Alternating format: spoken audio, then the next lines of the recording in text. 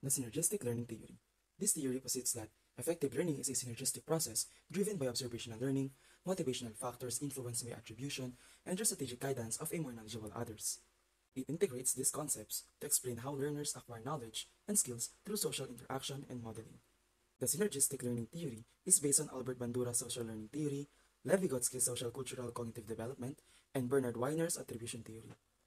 Bandura proposed that individuals learn behaviors through observational learning, by observing others and deciding whether to imitate them based on the model's competence and reliability. Bandura also introduced social learning, where behavior is shaped by the interaction of personal factors, behavior, and the environment, and emphasized self-efficacy, the belief in one's ability to succeed, which influences motivation, persistence, and performance. Lev Vygotsky emphasized that children learn best through social interactions with more knowledgeable others, such as parents, teachers, or peers. These interactions allow children to acquire knowledge and skills that they could not achieve on their own. The key idea in Vygotsky's theory is the zone of proximal development, or ZPD, which represents the range of tasks a child cannot yet do independently, but can accomplish with the guidance and assistance from an MKO. The MKO provides scaffolding, a temporary framework of support that is gradually removed as the child becomes more competent. This process enables the child to develop higher cognitive abilities and independence. For Weiner's attribution theory, on the other hand, focuses on how people interpret their success and failures through the dimensions of locus of control, stability, and controllability, which shape their motivation and future actions.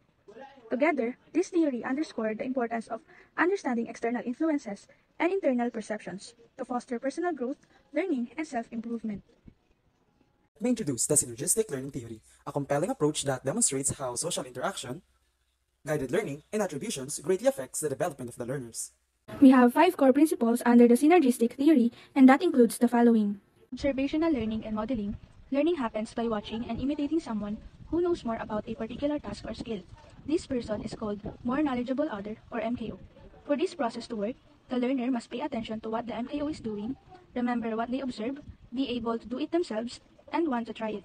This idea is part of Bandura's social learning theory.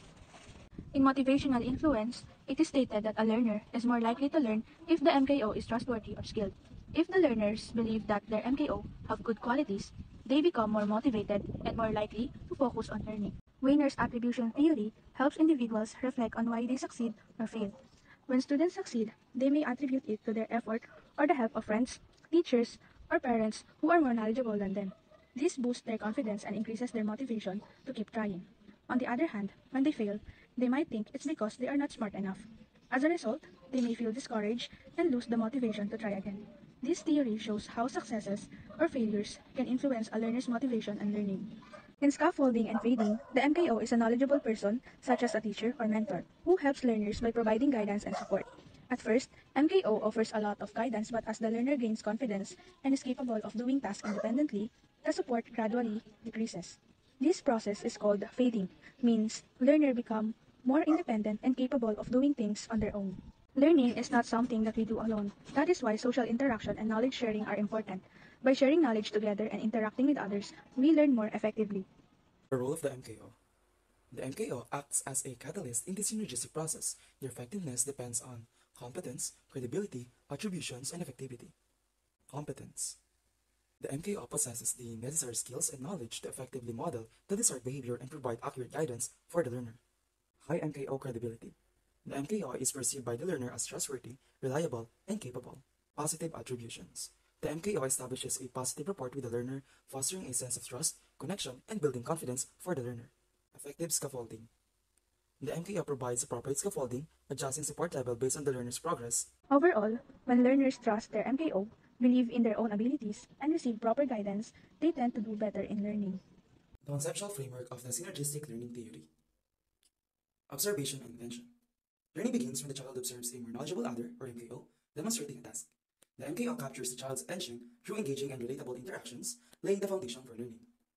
Modeling and retention. After observing the MKO, the child starts internalizing the process by mentally rehearsing the steps. Tools like repetition or visual aids help the child retain the knowledge for the later application. The guided practice with scaffolding. Once the child has grasped the basic steps, they practice the task with the MKO's guidance. The MKO provides tailored support and feedback, helping the child refine their skills and gain confidence. Motivational influence and attribution. As the child practices, the MKO reinforces their effort, linking success to persistence. This encouragement boosts the child's motivation and strengthens their belief in their ability to succeed. Dependent practice with feeding guidance. After building competence, the child begins practicing independently. The NKO gradually reduces support, allowing the child to take full ownership of the learning process. Social interaction and knowledge sharing. With growing confidence, the child collaborates with peers or teaches others. This interaction reinforces their understanding and deepens their learning through social exchange or social interaction. Lastly, successful learning. Finally, the child demonstrates mastery by applying the skills independently. Their success boosts self-confidence and often positions as a mentor, completing the cycle of learning. This framework shows the process on how the child learns based on our learning theory, the synergistic learning theory. Good morning, class. Good morning, sir. And email you received. Now we will talk about biology. Does anyone know the meaning of bio? Yes, like sir. That's good. What does biology means? So now, what does the meaning of biology? The study of life, sir. That's a good answer. That's correct. So now, can someone give a branch of biology? Yes.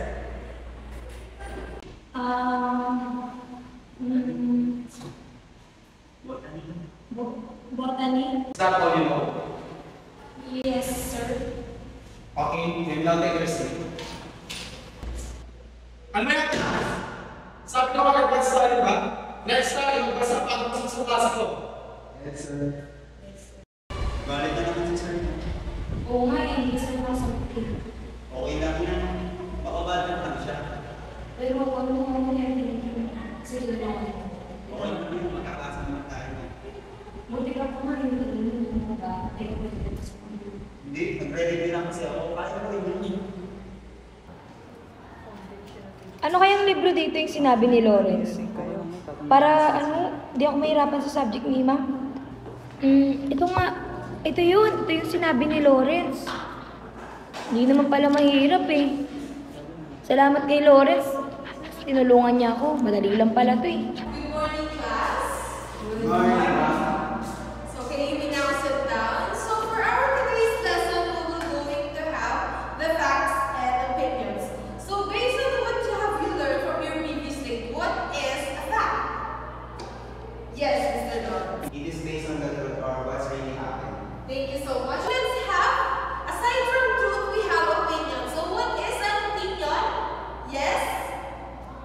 Yes, Mr. Lawrence. An opinion is like a personal idea. Correct.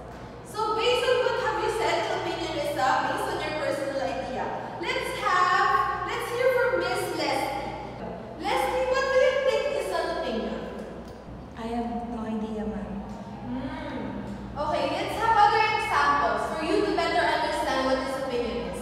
How about, Leslie, what is your favorite color? Green, ma'am. Green. Well, so based on green, it is your favorite color. So therefore, for your personal opinion, it is the most beautiful color in the world. So therefore, it is an Opinion. very good. It is an opinion. So are we understood about the opinion? Yes, ma'am. Okay, Leslie, it seems that you're getting more involved and getting very active in our participation and recitation lately. I wish that you keep it up because there's no wrong answers naman in our recitations. Everything is accepted and can be corrected. Okay? Okay, thank you.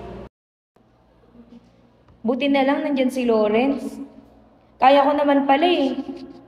Mag-aaral pa ako ng mabuti, magre-review pa ako ng mabuti, para ako naman yung tutulong sa iba. Pasok na pala si sir. Pinakabata. Hindi ba? Magre-review na ako tani.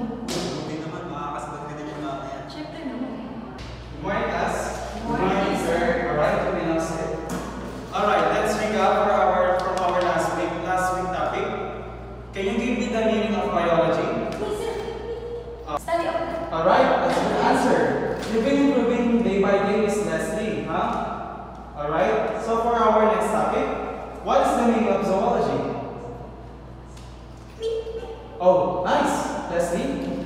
study of animals. Oh, that's good. Nag-advance study ka ba? Yes, sir. Nag-improve ka, that's good. Ganun lagi mong gawin para makasagot ka sa klase. Okay? Thank you, sir. So now, what is zoology? Oh, that is you. Yes, Mr. Lawrence. Sino na? Tayo. They study our animals. That's good. You may now take your seat. Okay, that's all for our today's topic. Goodbye, class. Goodbye, sir. Alright, thank you so much. Miss Leslie, you've been improving. Keep on doing that. Thank you, sir. Okay. Thank you, nakalimutan ko kasi yung sagot kanina eh. Ako wala yun. Tsaka di ba tinulungan mo nga ako dati? Dahil sa'yo, nagre-review na ako kasi syempre, alam ko yung nagbigay sa akin ng inspiration na mag-review na parang nakakasagot ako isa. Salamat ulit ah. Buti na lang nandyan si Lawrence. Salamat kasi hindi talaga siya madamot eh. Talagang tinutulungan niya ako. Mag-aaral pa ako ng mabuti para maging kagaya ko si Lawrence na makakatulong ako sa iba kapag kakailangan nila ako.